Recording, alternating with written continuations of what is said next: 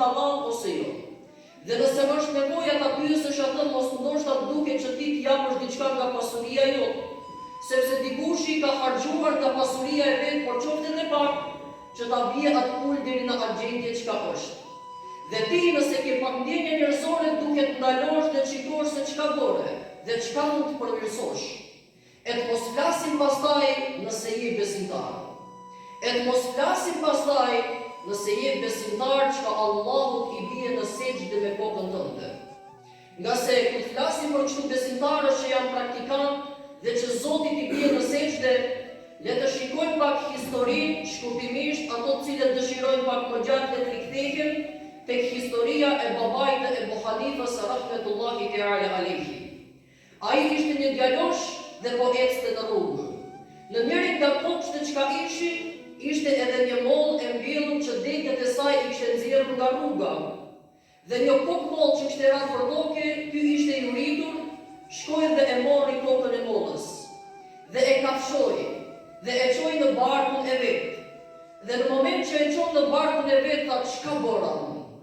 Si mundem unë ta marr mollën e cila nuk është e imja? Si mundem unë të prek në pasurinë e dikujt tjetër?"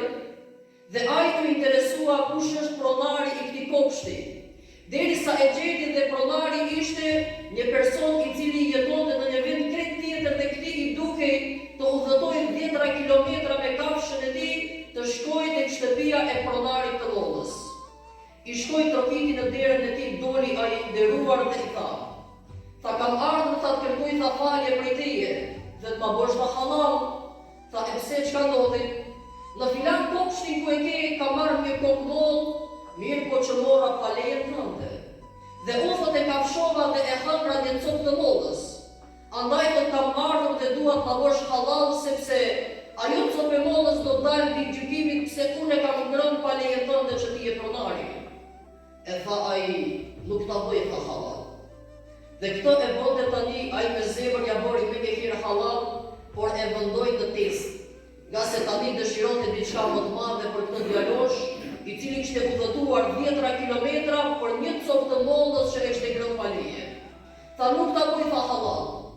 U ulët Thabiti, babai e Ebu Hanifës rahmetullahi teala alayhi, ai u ul në pragun e shtëpisë së tij dhe i tha: "Nuk do të lëviz nga pragu jota derisa të na bësh halal mollën."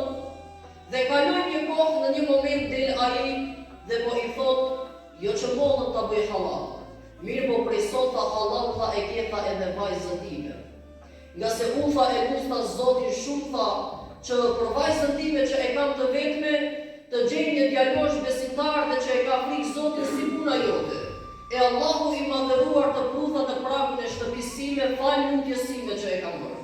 Prandaj tha jo mollën, por prej sot tha e ke halal tha edhe vajzën time." Kështu i shpërblen Zoti Gjelle Gjelaluhu ato të cilët sadopak durojnë dhe sakrifikojnë për ta kënaqur madhrinë e Allahut Dhul Gjelal. Ai i cili ka frikë Zotin me të vërtetë Allahu do t'i japë zgjidhje nga ai nuk e pret.